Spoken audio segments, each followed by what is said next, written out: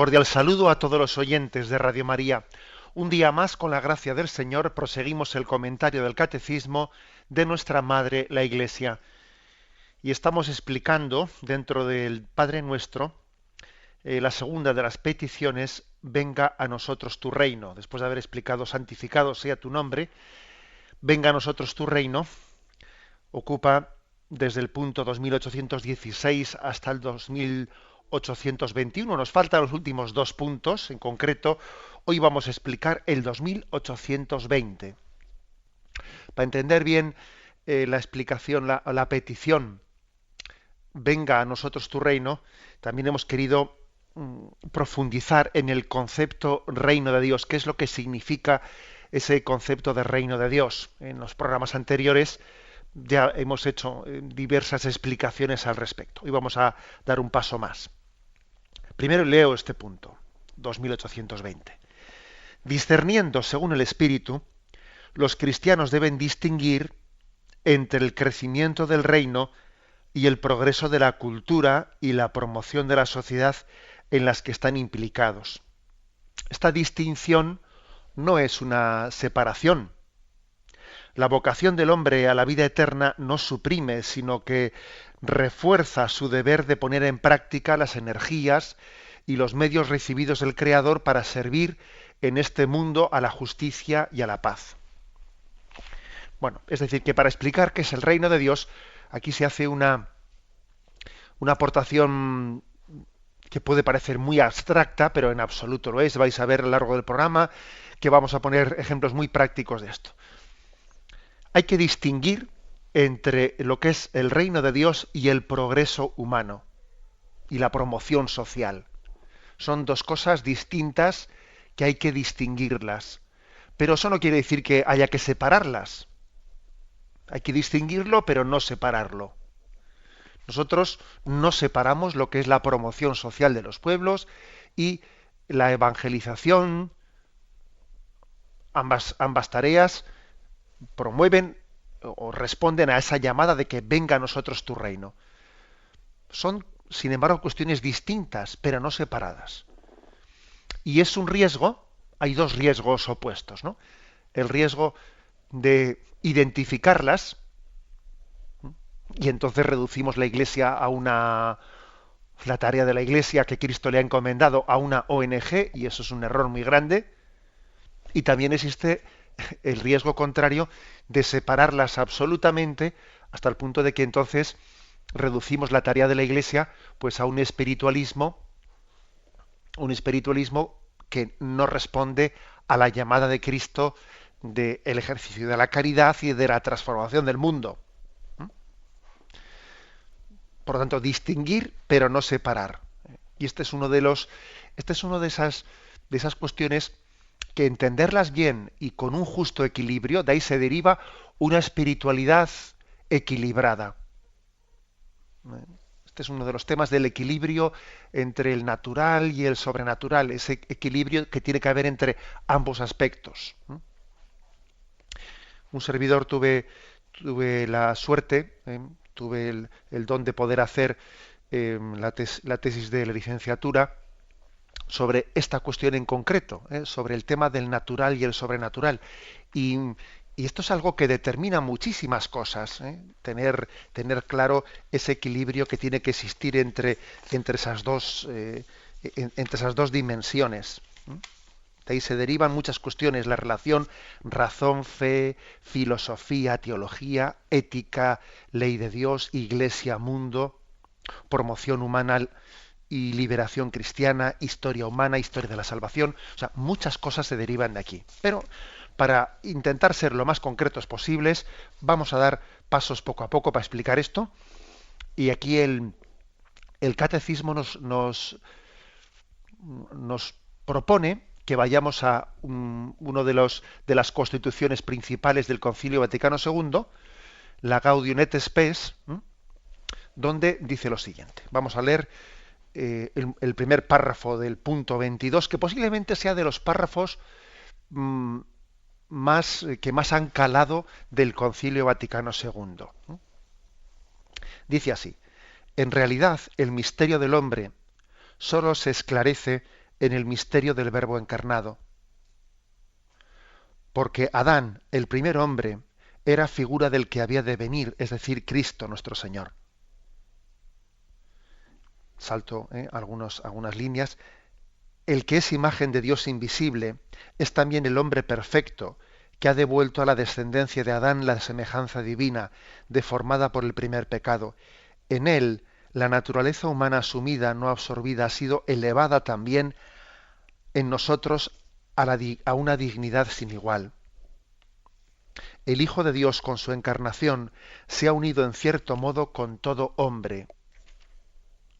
Trabajó con manos de hombre, pensó con inteligencia de hombre, obró con voluntad de hombre, amó con corazón de hombre. Nacido de la Virgen María, se hizo verdaderamente uno de los nuestros, semejante en todo a nosotros, excepto en el pecado. Bien, estas afirmaciones de este punto 22 de la Constitución Gaudium et Spes del Concilio Vaticano II son importantísimas para que entendamos dónde están las bases entre la unión y al mismo tiempo la distinción entre lo natural y lo sobrenatural. Entre lo que es reino de Dios y lo que es la promoción social. La base es esta, la base para entenderlo es Jesucristo. En Jesucristo ha habido una unión, ha habido un enlace, ha habido un desposorio entre lo natural y lo sobrenatural. Entre Dios y la criatura, sí es verdad que Dios es el creador, y solamente ya por la creación, lo natural, o sea, la creación natural está unida a Dios porque es criatura. Bien, pero al mismo tiempo, aunque hayamos nacido de la voluntad omnipotente de Dios, hay una distancia inmensa entre la criatura y el creador. Hemos nacido de Él, pero nuestra distancia con Él es inmensa. Pues bien, en la encarnación de Dios, en ese momento culminante de la historia de la salvación, y el Verbo se hizo carne y habitó entre nosotros, hay un desposorio entre lo sobrenatural y lo natural. Dice aquí el Concilio Vaticano II que el misterio del hombre solamente se revela, solamente se conoce a la luz del misterio de Jesucristo. Al ver a Jesucristo, Dios y hombre verdadero, nosotros mismos nos conocemos a nosotros mismos. Somos un misterio. Somos un misterio. Es difícil que el hombre se comprenda a sí mismo.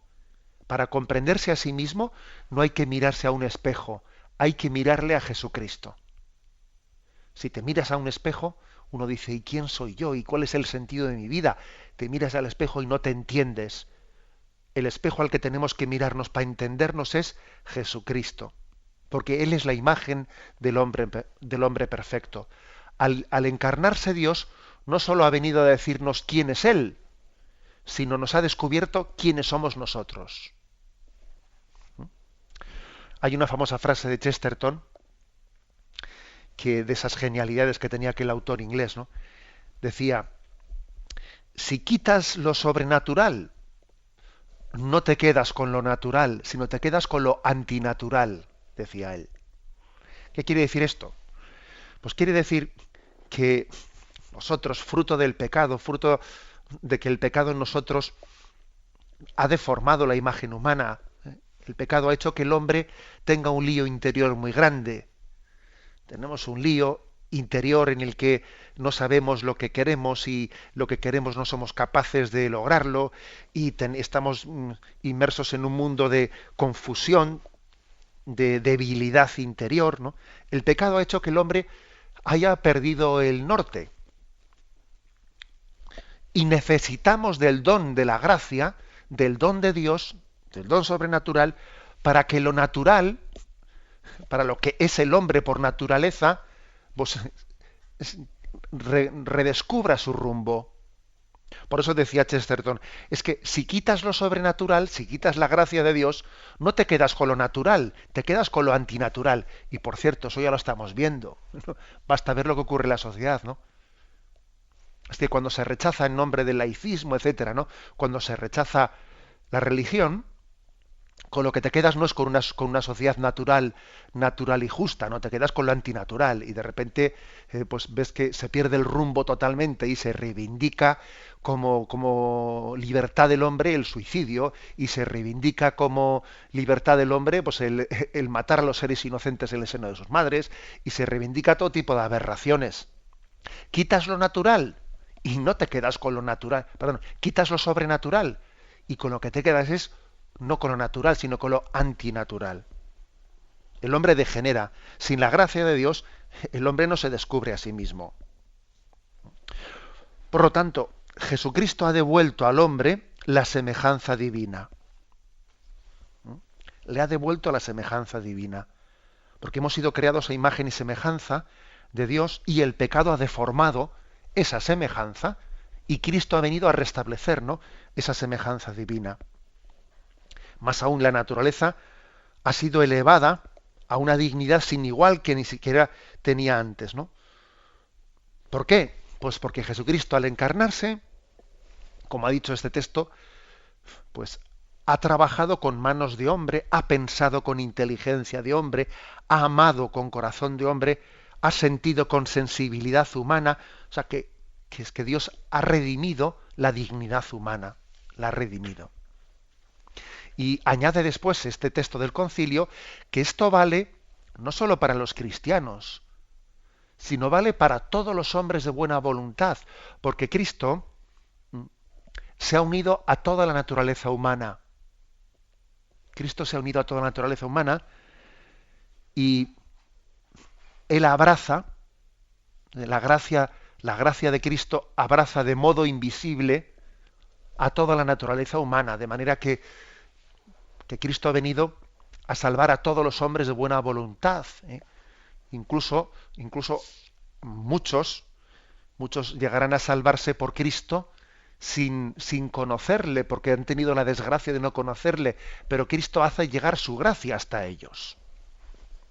Este es, digamos, el punto de partida importantísimo, importantísimo del que aquí parte este punto del catecismo que estamos explicando. Luego da un paso más. Y el paso siguiente es el punto de Gaudium et Spes número 32, que es el siguiente punto. Bien, en este punto, para explicar, ¿no?, esta relación de lo natural y lo sobrenatural, se dice lo siguiente: el reino de Dios, fijaros cómo hay puntos pasajes del Evangelio que dicen, el reino de Dios está dentro de ti, anida en tu interior.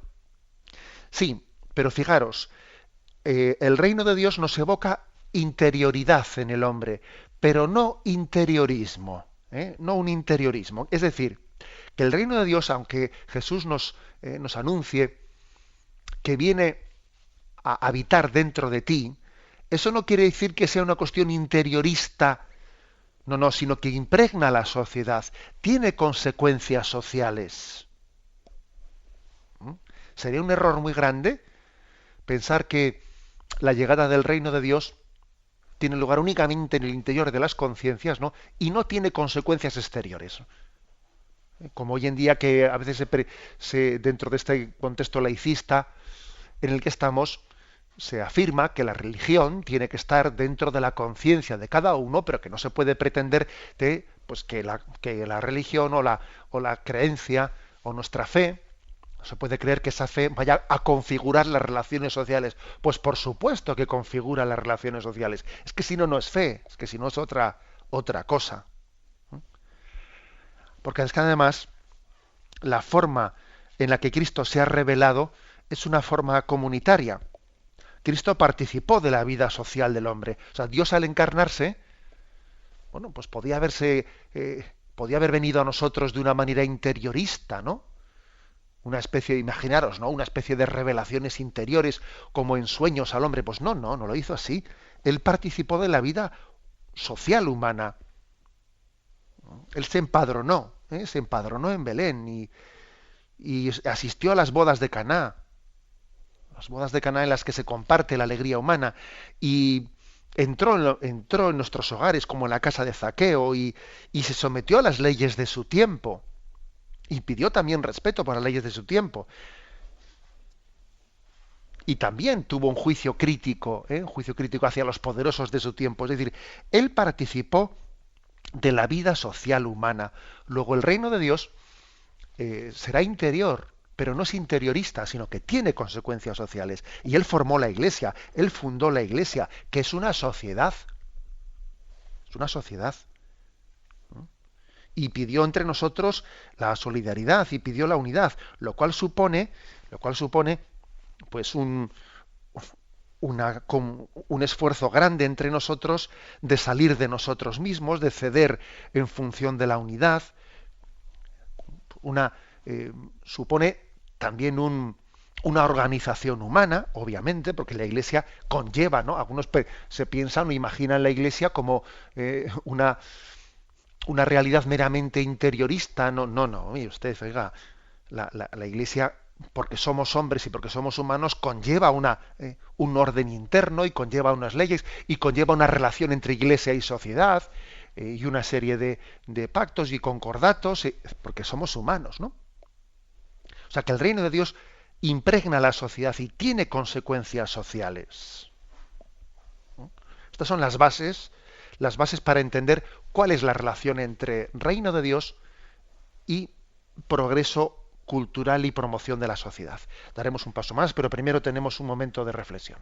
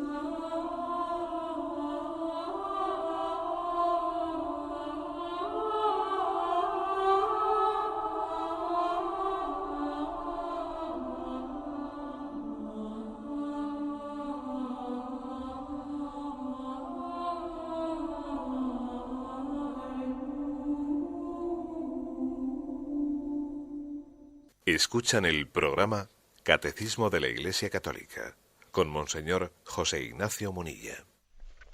Continuamos en esta explicación del punto 2820. En ella se nos ofrecen distintos textos del Concilio Vaticano II, de la Constitución Gaudium et Spes. Ahora se nos ofrece uno que es el número 39. También es uno de los párrafos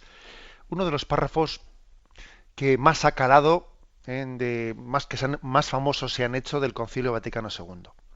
Es el párrafo segundo de este punto 39.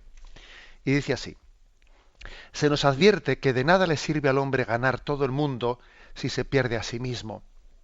Dice, no obstante, la espera de una tierra nueva no debe amortiguar, sino más bien avivar la preocupación de perfeccionar este mundo, donde crece el cuerpo de la nueva familia humana, el cual puede de alguna manera anticipar un vislumbre del siglo nuevo.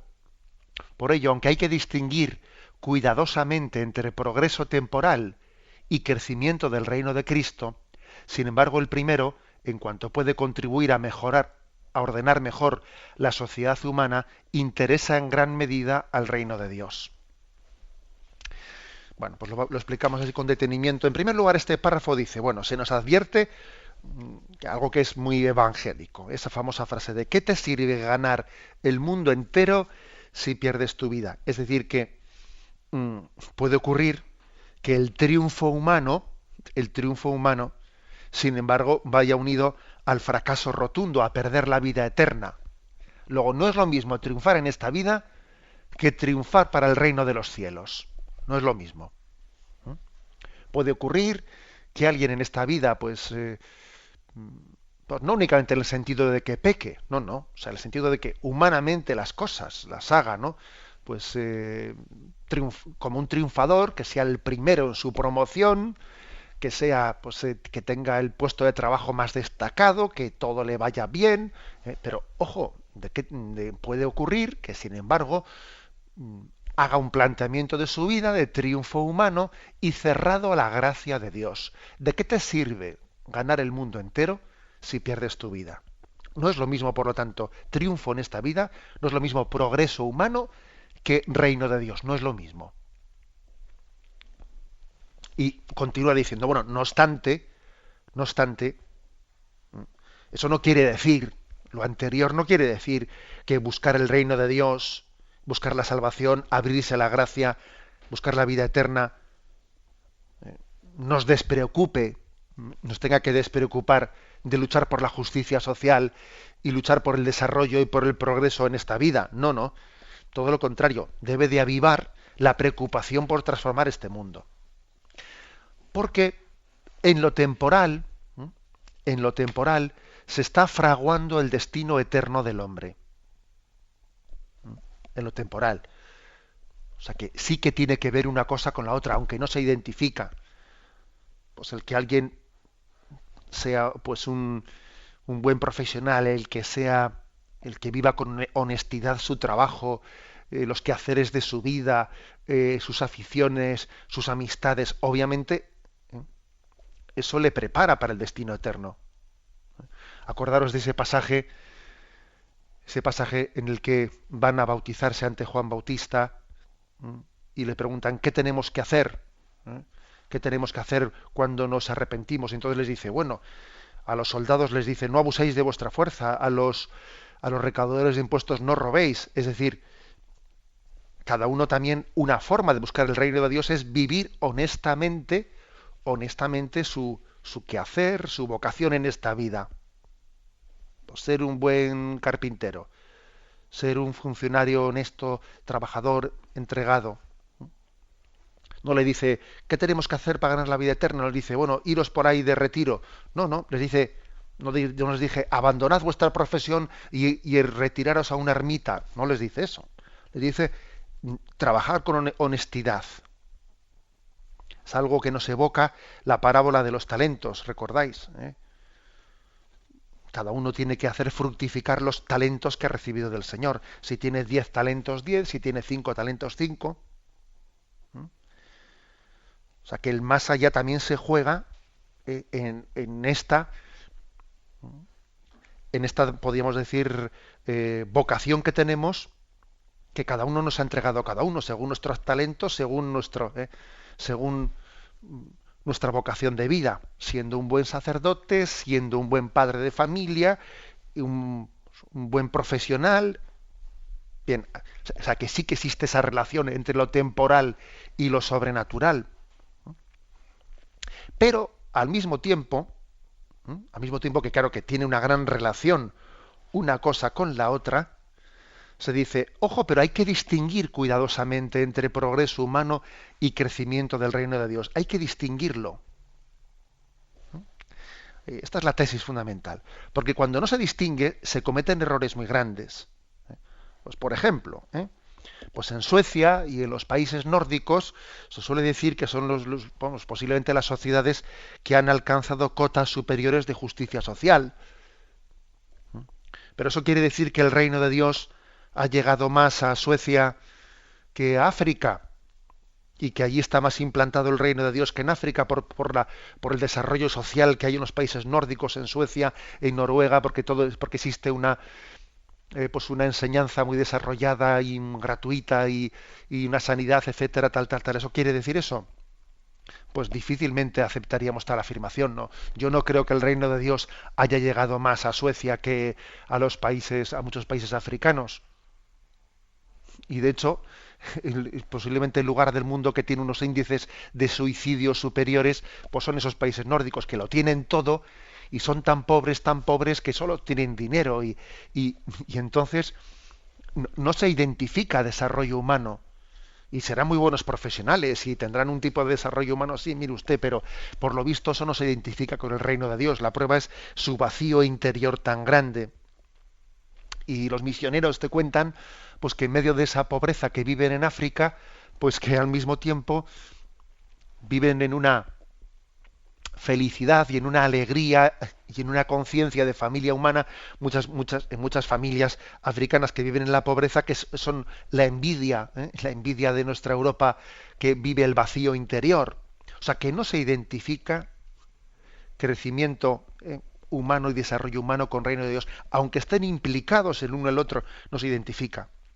Y también ha sido un error de la teología, de la llamada teología de la liberación, el haber identificado evangelización con lucha por la justicia social. Porque claro que la evangelización implica la lucha por la justicia social, pero es que la evangelización es mucho más que eso. Además de la lucha por la justicia social, el fondo es la lucha contra nuestro pecado. Esa es la clave. Que el reino de Dios no solamente lucha contra la pobreza, lucha contra la mayor de las pobrezas, que la mayor de las pobrezas es el pecado. Me contaba, por ejemplo, un misionero de, bueno, pues de un país de Hispanoamérica, donde había pues en un lugar determinado, pues un misionero muy implicado, ¿no?, en la teología de la liberación, y que pues la procesión de Ramos, del Domingo de Ramos, la convirtió pues en una manifestación contra una empresa concreta que estaba allí oprimiendo a sus obreros. Entonces transformó la procesión del Domingo de Ramos quitando las palmeras, y en vez de las palmeras, y en vez de cantar Hosana al Hijo de David, bueno, pues hicieron una especie de reconversión de la procesión en la manifestación contra aquella empresa que oprimía a aquella gente, ¿no? Y me decía, no, y él me ponía ese ejemplo, me decía, es un error hacer aquello, porque si es verdad que, claro, que el mensaje de Jesucristo implica la justicia social, no se identifica, porque es que puede ocurrir que estemos en una manifestación contra la opresión de una empresa, ¿no?, pues luchando por una reivindicación justa, pero al mismo tiempo, uno que está en esa manifestación, pues resulta que tiene un odio tremendo con el de al lado y está totalmente peleado con él, y resulta que igual es infiel a su mujer. Y es decir, que aunque ese aspecto concreto reivindicativo forma parte del reino de Dios, no se identifica, porque hay muchas más cosas. Y la fidelidad a tu mujer. Y esa enemistad que tienes con tu familia porque en el reparto de la herencia os habéis enfrentado. Y otros problemas que tienes. Y tu adicción al alcohol. Y lo otro, y lo otro. O sea, no se puede identificar el reino de Dios solamente con una reivindicación política o sindical o del otro tipo o del otro tipo. El reino de Dios implica lo social, pero al mismo tiempo va más allá, porque el reino de Dios es santidad. Y el fondo es lucha contra el pecado. Como veis aquí, pues estamos llegando un poco al meollo de la cuestión que aquí se quiere afirmar. Es caer en cuenta de que también existe, esto no únicamente es cosa de algunos teólogos de la liberación, no, esto también ha llegado a nosotros. Es un error de secularización popular, de orientalismo, cuando se dice, bueno, pues determinadas personas pues miran, no creen, no rezan, pero pues igual, yo que sé, pues viven en una situación de pecado, o incluso abandonó a su mujer y fue con el otro, pero bueno, es un hombre solidario, hace el bien y está metido en una ONG que mandan a Cuba, ¿no?, pues contenedores. Bueno, pues muy bien, nos parece muy bien, ¿no? Nos alegramos muchísimo por ello, pero no confundamos eso con el reino de Dios. No confundamos eso con la llegada del reino de Dios, porque uno puede hacer cosas buenas, puede hacer determinadas cosas buenas, puede hacer bien su profesión, etcétera, pero ojo, todavía está reinando ahí el pecado y el reino de Dios todavía no se ha instaurado plenamente. No olvidéis que Santo Tomás de Aquino decía en la Suma Teológica, que el hombre naturalmente, ¿no? O sea, por sus cualidades humanas, puede hacer pues determinadas cosas bien, sin ser asistido, ¿no? explícitamente por la gracia de Dios, ¿no? sino por sus cualidades humanas, puede hacer cosas buenas, porque no está totalmente corrompido. O sea, el pecado, claro que nos ha afectado, pero no está al punto de que nos haya incapacitado de hacer nada bueno. No, el hombre puede hacer, naturalmente hablando, cosas buenas estando en pecado mortal. Lo que no puede es, estando en pecado mortal, hacer la plenitud del bien en todo y continuamente. Pero claro, sí que puede hacer determinadas cosas buenas. Y por eso también tenemos que entender que no es lo mismo progreso humano que la llegada del reino de Dios. La llegada del reino de Dios implica una transformación no sólo parcial, no sólo en algunas cosas concretas de la vida moral, sino en todas. El reino de Dios implica santidad plena y coherencia plena en nuestra vida, en las relaciones sociales, humanas, familiares. Implica la plena transformación del hombre. Bien, tenemos un momento de reflexión y continuamos enseguida.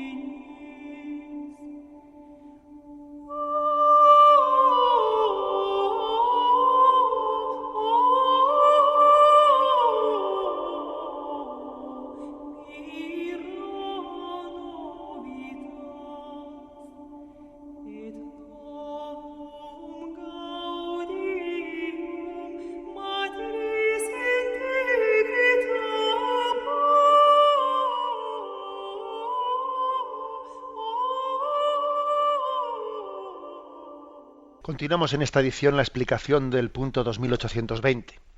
Estábamos diciendo en un comentario del número 39 de la Gaudium et Spes que dice que hay que distinguir cuidadosamente entre progreso temporal y crecimiento del reino de Dios, pero que sin embargo están muy unidos en cuanto que el progreso temporal contribuye a la sociedad humana e interesa en gran medida al reino de Dios. O sea que aunque los distinguimos, no los separamos.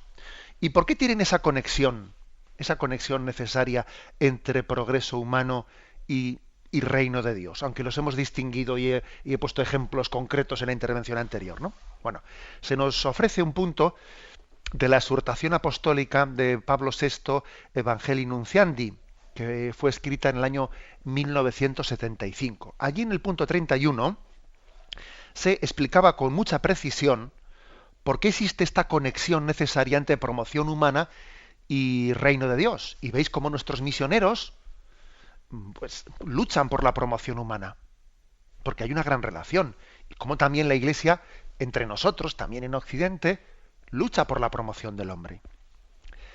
Entre evangelización y promoción humana existen lazos muy fuertes, de tres tipos, dice el Evangelii Nunciandi. Primero, existen lazos o vínculos de orden antropológico, porque el hombre que hay que evangelizar no es un ser abstracto, sino que es un ser sujeto a problemas sociales y económicos. Oiga, que es que este hombre al que le estoy yo anunciando el mensaje de Cristo, es que tiene un problema con una hipoteca, ¿sabes? Entonces, que está agobiado por eso. Entonces, claro, lo que dice la carta de Santiago, ¿de qué te sirve decirle a uno que Dios te bendiga? Oye, sí, que Dios te bendiga, pero él ahora está agobiado. O sea, antropológicamente hablando, él no es un ser abstracto, él no puede separar sus problemas humanos del anuncio de salvación que tú le estás haciendo ahora mismo. Es que todo está unido en la vida. Antropológicamente no somos alma por un lado y cuerpo por otro lado. Es que... Segundo, hay lazos de orden teológico. no solo de orden antropológico, de orden teológico, ya que no se puede disociar el plan de la creación del plan de la redención. Es que las dos cosas están unidas, la creación y la redención. Entonces, cuando hay cuestiones muy concretas de injusticia, sencillamente hay que combatir la injusticia, y que hay que combatirla por motivos naturales y por motivos sobrenaturales, que ambas cosas están unidas, porque las injusticias son también pecado. Entonces, como son pecado, también la redención conlleva su transformación. Es que la injusticia es también pecado. Y en tercer lugar, por lazos o por vínculos de orden eminentemente evangélico. Pues, ¿cómo proclamar el mandamiento nuevo sin promover la justicia y la paz? O sea, que es que Jesús no, nos lo dijo así claramente. Que, que la virtud de la caridad, amad al prójimo como a ti mismo, implica obviamente decir, bueno, no hagas al otro lo que no quisieras que te hagan a ti, o trata a los demás como quisieses que te tratasen a ti. Eso, este consejo evangélico implica la promoción humana y social de la otra persona. O sea que eso está así claramente afirmado. Y esto es el porqué cuando la Iglesia en su obra en su tarea de evangelización también se compromete con la justicia social, por ejemplo en la enseñanza, por ejemplo en la promoción de los pobres, o también en el sistema sanitario, etcétera, lo hace porque sabe que no se pueden separar una cosa de la otra. Se nos invita también aquí en este punto del catecismo a leer el punto 45 de la Gaudium et Spes, y el punto 45 dice: la Iglesia, al prestar ayuda al mundo y al recibir del mundo múltiple ayuda, solo pretende una cosa: el advenimiento del reino de Dios y la salvación de toda la humanidad. Todo el bien que el pueblo de Dios puede dar a la familia humana al tiempo de su peregrinación en la tierra deriva del hecho de que la Iglesia es sacramento universal de salvación, que manifiesta y al mismo tiempo realiza el misterio del amor de Dios al hombre. Cuando la Iglesia pone un dispensario en un barrio pobre de una de nuestras grandes ciudades, o en una aldea de África, ese dispensario quiere manifestar que Dios nos ama. Cuando la Iglesia da el sacramento del perdón a un pecador que manifiesta su arrepentimiento, o da el sacramento de la comunión, eso quiere decir que Dios nos ama. Es el misterio del amor de Dios que se conjuga, o sea, que se expresa tanto como en la promoción social del hombre, como en la predicación sobrenatural. Las dos cosas significan lo mismo, es revelación de lo mismo, es revelación del amor de Dios. Que por cierto, aprovecho también la ocasión para decir que es tremendo, ¿no? Es tremendo que en el anticlericalismo y en el laicismo agresivo en el que vivimos se dé, ¿no? Es increíble, ¿no? Que se dé la imagen social como si la Iglesia fuese un parásito que viviese del cuento. Que la Iglesia vive del cuento, como hay determinados políticos que dan esa imagen, como si la Iglesia tuviese una serie de privilegios de los que no se ha desprendido. No sé, oiga, mire usted, es increíble que tengamos que escuchar esas cosas. Bien, es verdad que Jesucristo nos dijo que lo que haga tu mano derecha no lo sepa tu mano izquierda. Bien, es verdad eso, ¿no? Pero hombre, es el colmo, es el colmo absolutamente, pues que tengamos que escuchar, o sea, ignorando por la acusación absurda de que es que claro, la Iglesia se subvenciona por el IRPF. Oiga, son los católicos que voluntariamente ponen la X en la casilla de la Iglesia los que sostienen la Iglesia. Los que no quieren poner esa X no la ponen. Luego, la Iglesia se sostiene por la aportación voluntaria de los católicos. Ya quisiéramos también que se nos diese la posibilidad de poner o no la X para otras cuestiones, que todos estamos forzosamente no voluntariamente, como es en el caso de la Iglesia, sino todos estamos forzosamente sosteniendo otras cosas con las que muchas veces no estamos de acuerdo. Todos estamos sosteniendo un determinado modelo de cine y no me permiten poner la X o no poner la X. O a todos se nos obliga a sostener una determinada modelo de partidos políticos o de sindicatos o el otro. Oiga, y precisamente es en el caso de la Iglesia donde libremente cada uno lo contribuye, aparte de que cada uno, obviamente el sostenimiento de la Iglesia, la X de la IRPF es una parte mínima del sostenimiento, sino principalmente se sostiene por las donaciones y aportaciones directas, ¿no? Pero es que además, y aprovecho para decirlo, ¿no? La contribución de la Iglesia a la transformación y al desarrollo humano le ahorra al Estado, en concreto hablo de España ahora, le ahorra pues una cantidad tremenda no solamente de recursos humanos, sino de recursos económicos. Por ejemplo, más de 5.000 centros de enseñanza que existen, de enseñanza católica que existen en España, ahorran al Estado español más de 4.000 millones de euros al año. Se calcula que cada centro le ahorra al Estado unos 3 millones de euros, ¿no? O sea, son más de 4.000 millones de euros los que le ahorran al Estado. Y los 107 hospitales le ahorran al Estado unos 50 millones de euros cada uno al año, ¿no? Y más de 1.000 centros ambulatorios, dispensarios, asilos, centros de minusválidos, de transeúntes, de enfermos terminales, le ahorran unos 4 millones cada uno, de ellos al año.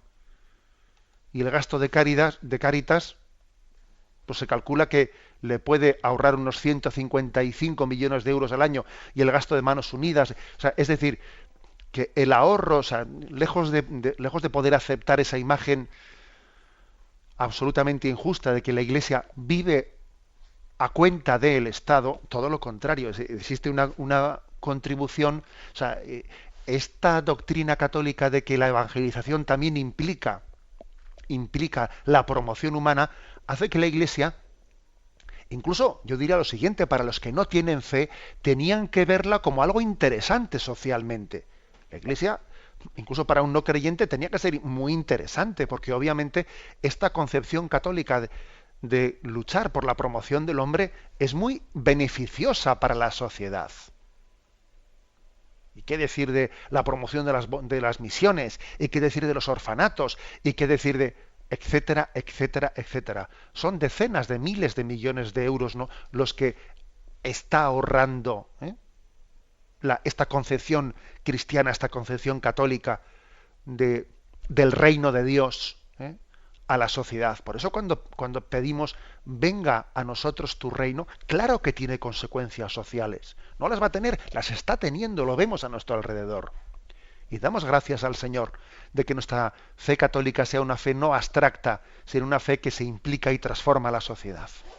El que tenga oídos para oír, que oiga, y el que tenga ojos para ver, que vea. Aunque ciertamente no hay razones para quien no quiere ver o no quiere oír. Lo dejamos aquí y damos paso a la intervención de los oyentes. Podéis llamar para formular vuestras preguntas al teléfono 917-107-700. 917. Gracias por todas sus explicaciones, que eso forman parte de mi formación. Mire, yo quería decirle que hay dos términos griegos que significan palabra. Una es logos, la otra es rema. ¿Me podía ampliar sobre esto? Muchas gracias, monseñor. Pues la verdad es que no, mis conocimientos de griego son muy justitos, pero bueno, ya me comprometo a estudiarlo un poco y a intentar mañana o pasado pues a darle una pequeña explicación para usted y para los oyentes. Vamos a dar paso a un siguiente oyente. Buenos días. Buenos días, monseñor, Sí, por favor. adelante. ¿Me podría hablar un poquito sobre la madurez espiritual? Muchas gracias. Bueno, la verdad Gracias. bien, hace usted una pregunta que yo creo que no, que es demasiado pretenciosa, el poder explicar sobre así en dos términos sobre la madurez espiritual. Bueno, yo creo que la madurez espiritual, sobre todo, tenemos que entenderla como aquella que es capaz de hacernos crecer equilibradamente en todas las virtudes. Nosotros tenemos la la tentación de identificar madurez con algún crecimiento puntual en algún aspecto de la vida. Creo que la clave está en que por ejemplo, nuestra vida de oración crezca paralela con nuestra caridad hacia el necesitado, con nuestra capacidad de sacrificio, de olvido de nosotros mismos, que crezca proporcionadamente también con nuestro sentido de la responsabilidad y el cumplimiento de nuestras obligaciones. Esa es la madurez espiritual. Esa es la madurez espiritual la que nos permite un crecimiento armónico en las virtudes. Y al mismo tiempo, también la madurez espiritual no es perfeccionismo, sino que también consiste en la aceptación de los límites de cada uno. Cada uno tiene unos talentos y la madurez espiritual no es pretender tener los talentos que no tengo, sino partir de mi realidad, aceptarla y crecer armónicamente en ella. Damos paso a un siguiente oyente. Buenos días. Buenos días. Sí, adelante, le escuchamos. Vamos a ver, quería comentarle, usted al final del programa de hoy ha comentado el tema de el dinero que al Estado le ahorran, pues, entre otros, los colegios. Sí. Entonces mi pregunta es, todos esos colegios, que muchos se llaman católicos, o son católicos, pero todos sabemos que en algunos de ellos, si no en todos momentos, no, en algunos de ellos, pues hay profesores que se declaran no católicos, no cristianos, e imparten, claro, sus creencias. Eso a mí sí que me preocupa. Pues mire, pues obviamente eso no debería de ser así. En un colegio católico, yo creo que la existencia de profesores no creyentes es bastante contradictoria. Pues por el hecho de que, claro, no se trata únicamente de que el profesor que imparte la religión sea creyente. Es que el hecho de que el profesor de historia sea creyente o no creyente, o el profesor de filosofía, o el profesor de física, de química, etcétera, eso implica pues una concepción, una visión global de la existencia. Que el profesor de química sea creyente o no creyente, eso no es baladí. No es baladí, porque evidentemente un profesor de química no creyente será muy tendente a dar una visión del origen del mundo, del origen de la existencia absolutamente materialista. Luego, claro que nosotros tenemos una obligación importante de seleccionar el profesorado para que sea capaz de dar una cosmovisión, ¿no?, cristiana de la existencia, no únicamente en la asignatura de religión, sino en el conjunto de toda la enseñanza, ¿no? Y eso es una obligación de quienes dirigen y rigen los colegios religiosos, que yo confío en que lo que ha dicho el oyente sea minoritario, pero obviamente esos casos existen y es responsabilidad nuestra. Damos paso a un siguiente oyente. Buenos días. Buenos días, monseñor. Sí, le escuchamos. ¿Cómo debemos interpretar el Salmo 1 que leemos en las lecturas de hoy? Como habla del justo, ¿no?, que Dios bendice y protege el camino del justo, y que dice incluso que todo lo que hace le sale bien. Cuando, en humildad creemos que somos fieles o queremos ser fieles al Señor, pero pues en nuestra vida hay enfermedad, hay muerte. ¿Cómo interpretamos un poquitín este salmo en esos momentos?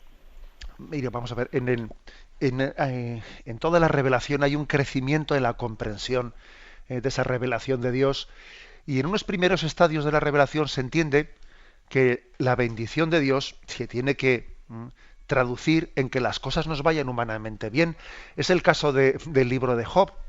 Job era un hombre justo, pues que era como era justo, Dios le había bendecido y estaba lleno de riquezas.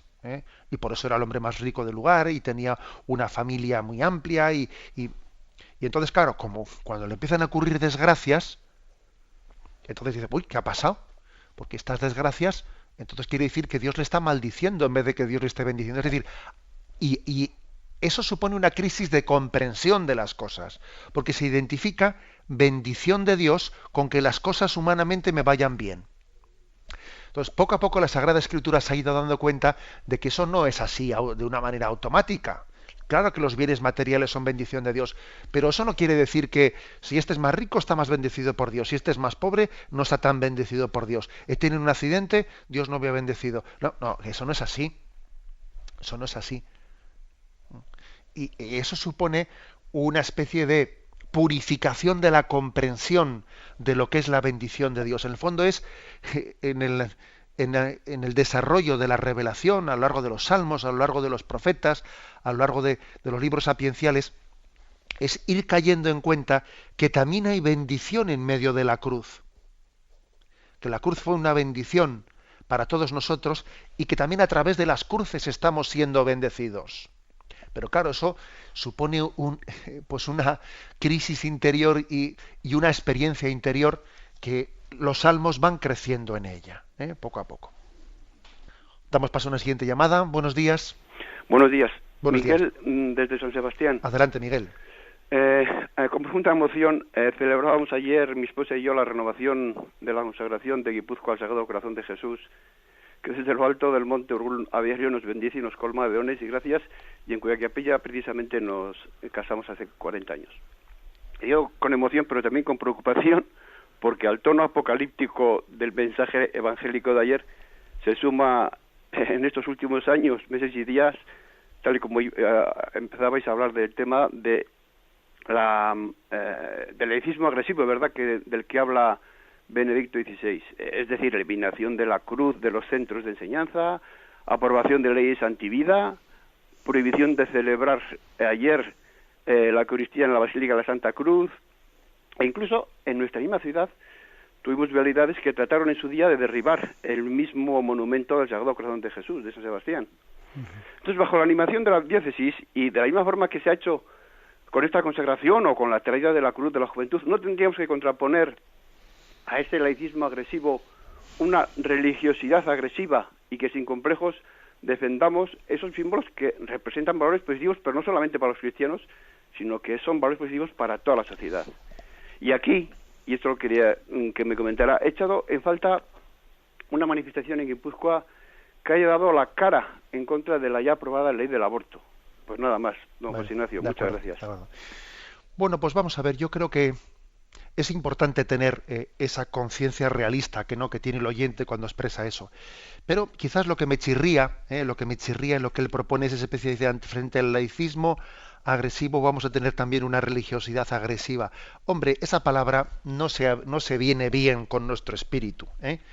¿Os acordáis ese pasaje evangélico, ¿no?, en el que no les habían querido recibir pues a los apóstoles, a los discípulos en una determinada pueblo de Samaria, y entonces pues le dicen los discípulos al Señor: Señor, ¿quieres que roguemos al cielo que les envíe fuego, un rayo de fuego, para que acabe con ellos? Y Jesús dice: no sabéis de qué espíritu sois, estaros tranquilos. O sea, Jesús les disuade, ¿no?, de esa especie de petición de justicia divina para que acabe con ellos. Creo que es importante que frente al laicismo agresivo respondamos de una manera no acomplejada, también hay que saber dar la cara, pero al mismo tiempo con espíritu pacífico. Por ejemplo, os voy a decir que a mí me ha enamorado algo que ha sido poco comentado, ¿no? En ese encuentro que hemos tenido con el Papa en Barcelona, ver cómo allí había habido algunos grupos que iban en plan de provocar, ¿no? Pues algunos grupos laicistas, algunos colectivos de presión de que si homosexuales, que si no sé qué, iban allí a provocar. Cuando el Papa pasaba, se ponían en medio de todos los fieles católicos gritando barbaridades, enseñando imágenes pornográficas y no sé qué. A mí me admiró ver la reacción de los católicos de aquel lugar, que ninguno cayó en la provocación de enfrentarse con ellos. Qué fácil hubiese sido que allí hubiese habido incidentes, enganchadas y golpes. Yo pensé para mí, bueno, esto ocurre en un campo de fútbol, por ejemplo, se infiltran entre los hinchas de un partido de fútbol, unos del otro bando, y empiezan a decir barbaridades, y bueno, allí se monta una gresca tremenda. Y sin embargo allí nadie cayó en la provocación. Recuerdo que salía yo el domingo de la comida con el Papa y había pues un grupo grande, pues unos 1000 así, fieles delante del Palacio Arzobispal de Barcelona, y había pequeñísimos grupos allí infiltrados entre ellos diciendo barbaridades. Y cuando pasé yo delante de una señora, ella apurada, pues por el hecho de que vio que el otro decía una barbaridad, ¿no? El que estaba al lado suyo, ella no le miraba, pues porque si le miraba parecía que podía ser un enfrentamiento, y cuando pasamos allí un grupo de obispos, ella apurada por las barbaridades que decían los que estaban alrededor, ella únicamente dijo: ¡Viva mi Santa Madre Iglesia! Y yo me quedé impresionado de verle a esa mujer que le salía ese grito de su corazón, ¿no? Es decir, sí tenemos que ser valientes, pero al mismo tiempo tenemos que responder con otro espíritu, ¿eh? Con un espíritu pacífico en el que nuestra paz interior, en el que nuestra alegría, pues no se borre en ningún momento, ¿eh? Con esa bondad que tiene ese corazón de Jesús, que preside también nuestra ciudad y tantos otros lugares, ¿no? Que bendice y que ofrece su amor incluso a los que le ofenden. Valentía, por lo tanto, valentía y espíritu pacífico. La bendición de Dios Todopoderoso, Padre, Hijo y Espíritu Santo, descienda